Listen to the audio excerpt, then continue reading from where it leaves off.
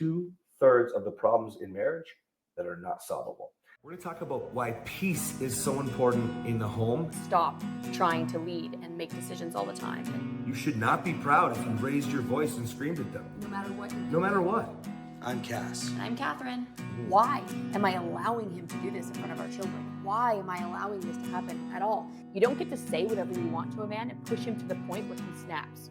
I might have been a really bad man the other day, but today I went out of my way to be a good man, and she thanked me for it. Is that you always want to act in the direction you want to go. So He is just a paycheck.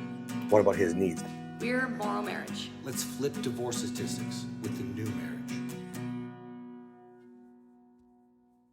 And you're back with MorrowMarriage, the podcast that is as real as it gets because we hold nothing back. We want you to know exactly the crap that we went through, how we saved our marriage, why we saved our marriage, why we didn't give up, why because we don't believe that you should quit like everybody else. Today I want to talk about 2/3 of the problems in marriage that are not solvable. And I think this is it's more of an awareness podcast. I think that people think, I'm going to let you jump in, baby, because this is your jam. But Yeah. I think that people think that they're supposed to have the answers to every single problem out there. They're supposed to, I talk about hard conversations. I talk about response, not reaction. And there's so many different levels to this. But I think that if you're going into, I want to respond, not react. I want to be mature. I want to be an adult man, not an adult boy is what I mean by that. Or an adult in general. You're trying. I think that too many times men expect, especially, love to hear your perspective on this, they're just going to have the answers because men try to fix everything. And half the time, 2/3 of the time, you can't. They're not solvable problems. Yeah. Okay. So a little bit of background. So he just gave you the statistics. So the number is 69% of problems are not solvable. If they're not solvable, that means that they're either perpetual or perpetual gridlocked problems. So the reason that they're gridlocked and perpetual issues is because they are somehow connected to your core values. So where I want to go with this, though, is that if 69% are not solvable, then that means that 31% are solvable. And we'll kind of talk about both sides of this. So when you're looking at solvable problems are not connected to your core values. But when you get into turmoil in your marriage, what happens is that everything seems insurmountable and you make everything out to be bigger and nothing actually gets solved. Goosey. So the dog is a little bit of a suck right now. This isn't the German Shepherd, by the way. We know, we're aware that this isn't the German Shepherd. She's down here. The Morrows are crazy. Yeah, we might be crazy, but we do have a German Shepherd that you just can't see. Anyway, so I want to address solvable problems first. In your marriage, you're going to have solvable problems that are not related to your marriage, which means there are problems outside of your marriage. These problems have the opportunity to build connection. So, for example, problems that you have at work. So we do the same thing for a living, so we're a bad example. But let's just say he's having a rough day with a client. He's really frustrated. It has nothing to do with me. I can either own his problem and make it about me, and then it will cause a problem with us, or I can get on his team and validate what he's going through so that he feels better. Allow him to talk about the problem. It has nothing to do with me. Don't own it if it has nothing to do with you. And so this is actually a strategy called the stress reducing conversation, where you can talk about the problems in your day with your partner, and it's an opportunity to connect with each other by validating what they're going through. It has nothing to do with you. So that's the stress reducing conversation, problems that are outside of your marriage. Solvable, and it might not even get solved, but you're now connected and the problem's not a problem anymore. You can leave it at work where it belongs or wherever. Leave it at your sister's house or whatever. And some of you need to get way better at that. Yeah. Right. You've got to learn to distinguish and separate. That's probably a whole nother episode. Yeah. And this is one of the simple things. If it doesn't have to do with your husband, with your wife, do not bring it into your marriage. And when you do bring it into your marriage, which I just told you how to do that. So you don't bring the problem in, but you bring the conversation in, you connect on it. You get on the same team. You wear the same jersey. You'll hear me say that a lot. The second thing is actual solvable problems. So solvable problems are problems that you don't need to make into a big deal.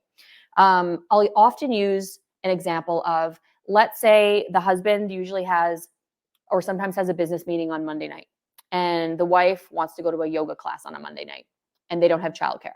Okay. This doesn't need to be a huge blow up.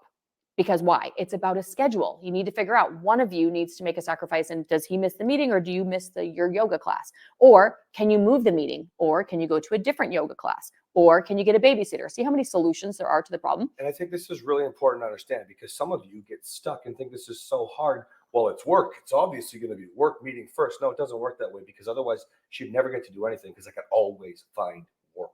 Right. Okay. So you have to understand, one is not more important than the other. And providers mess this up all the time. That's the work-life balance thing. Okay. Yeah, and that's one example. It's a scheduling conflict. The fact that he has a business meeting isn't a problem. The fact that she wants to go to yoga isn't a problem. The fact that they have kids isn't a problem. It's a problem because there's two things happening at the same time. Get over it. Solve it. If the problem is solvable, solve the problem. Okay. Now we'll address the 69% of problems that are not solvable. What you want to do here is, in order to solve a problem. So we talk a lot about boundaries, and boundaries are far overused. Boundaries should be the very last resort, the last thing that you do. So before you get to a boundary, you need to figure out, what problems are you having? Why are they such big problems? So that means, why are they so connected to your core values? What are your core values? You need to know what your core values are. And so that's a separate activity. But when you have problems that are perpetual, so that means they're resurfacing, they're resurfacing, they're resurfacing. So the thing I just talked about with the business meeting and the yoga, and it could be that I have a business meeting and he has a yoga class. For all of you out there, they're like, I have a job too. You don't do yoga. But for all of you out there, they're like, what if it's reversed? It doesn't matter. Solve the problem. Okay. But if it's happening all the time, where I'm constantly disrespecting his schedule, or he's constantly disrespecting my schedule, it's no longer a solvable problem. It's perpetual. It's resurfacing. It's resurfacing. It's resurfacing. There's a core value that's being violated there. Maybe it's my core value for quality time with my family. Maybe it's his core value for success at work, or maybe it's my core value for success at work. Same thing. There's somebody's core value that's being violated because there's no conversation around it.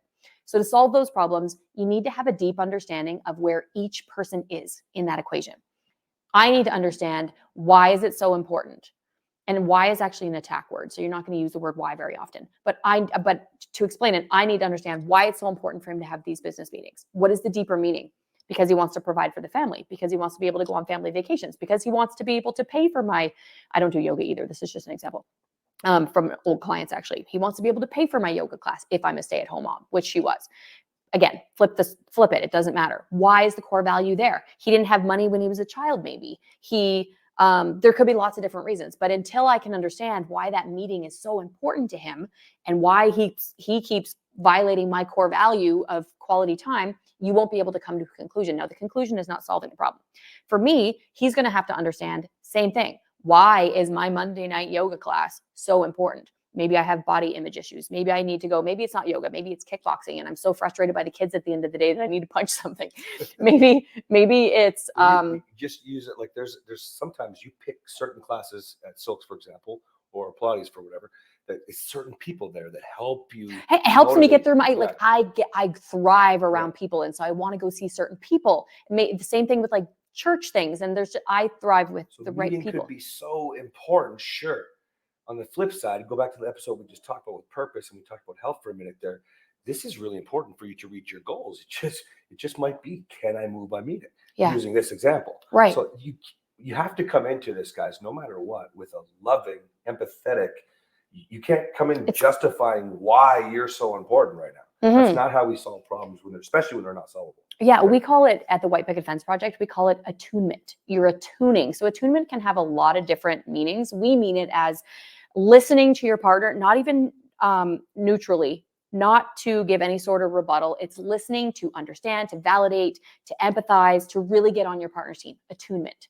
So the purpose of talking about these perpetual problems is so that I can attune to him and he can attune to me. That means now we both have an understanding of, like, I might be pissed off that it is a business meeting. He might be angry that why is my Pilates class so important? But when we attune to each other, he now knows that I need to see Susie because she gives me zest for life. I need to go to my kickboxing class. Only zest for life around here. Don't worry, I don't know a Susie. I need to go to my kickboxing class because I'm going to punch somebody and it might as well be a bag. I don't do kickboxing either, but you see what I'm saying. And now I understand that he really has this deep rooted desire to be able to pay for the family and to have a nicer home, whatever it is. Now you've attuned to each other. You each have an understanding of each other. Fists now after the punching. You have an understanding of each other.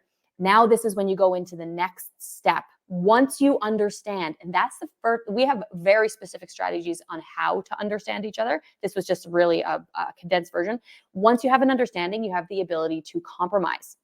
I have a very specific way of teaching compromise. When you compromise, you don't need to compromise equally, because one of you is going to be more emotionally mature than the other. Usually we're pretty even because we have both done the work. But whoever is watching this, if you're the one working on yourself, you probably have a higher level of emotional maturity. You probably also have a bigger capacity to compromise and sacrifice. Either way, whether you're the same or whether you're vastly different, you have the opportunity to come together now that you've attuned to each other's situation and you have empathy. He now understands that I'm not trying to take his time away from work. I'm just trying to take care of myself because I'm a better wife and a better mother. I'm not trying to tell him he can't work. I was trying to understand his desire for work because I don't have the same core values. So now you see what each other's core value is. I'm doing this because in activity, it's a circle. So you write down your core values in this little circle. And then you say, okay, what can I sacrifice? What can I sacrifice? And then you both write the flexible areas. So you do not sacrifice a core value. So if my core value is I need to go to practice my aerial silks once a week, let's say. I like to go 3 times a week, but let's just say 1 for this. I like to practice once a week. That's my core value. I'm not going to go less than once a week. What am I flexible on? I could be flexible on, maybe I don't need to go a Monday night at 7 o'clock. Maybe I don't need to go unless the kids are in preschool.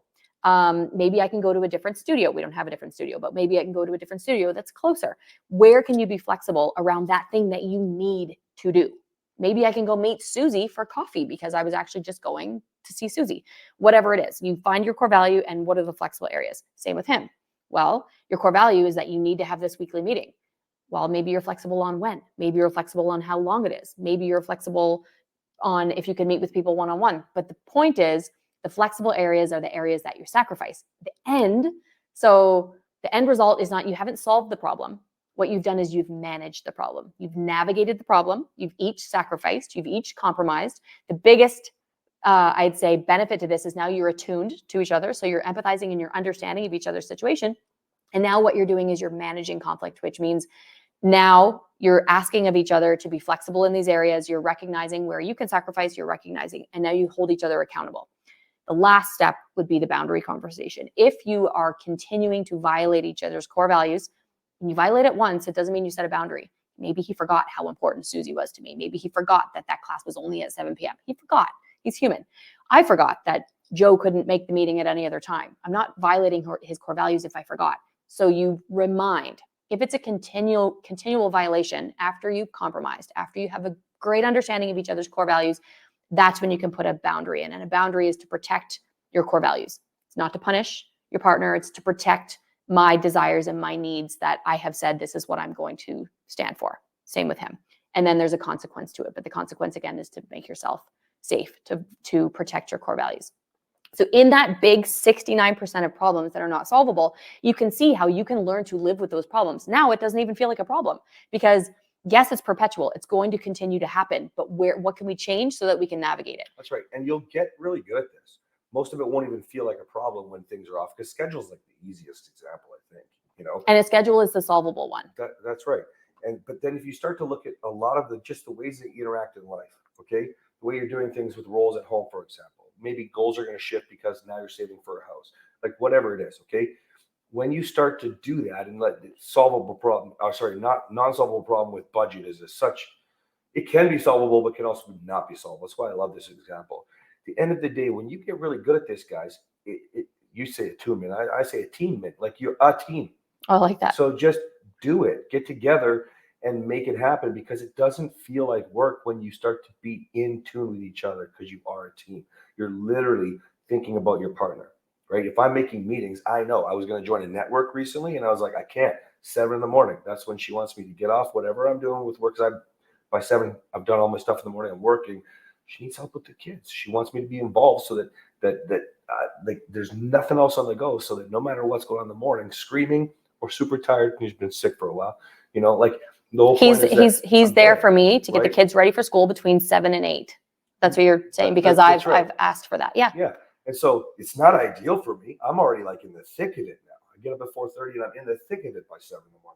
But the thing is, you just make adjustments, and it doesn't feel like work because we're back to being a team. And understanding each other's core values. That's right. So that's a really good example, because I really struggle if I have in that specific hour. If it's before 7 a.m., I'm good.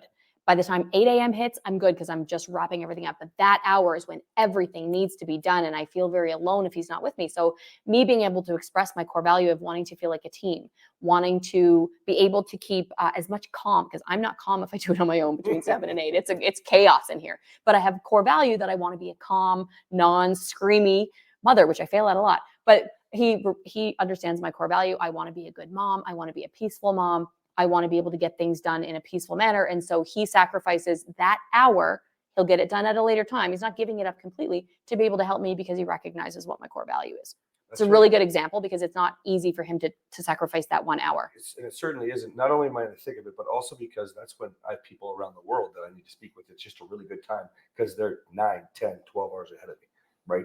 So it just is what it is, guys. Become a team. Get in attunement with your partner. I love that. And rock and roll. Attainment. I'm stealing it. You can. Okay, let's move on to the next episode. See you guys. See you guys.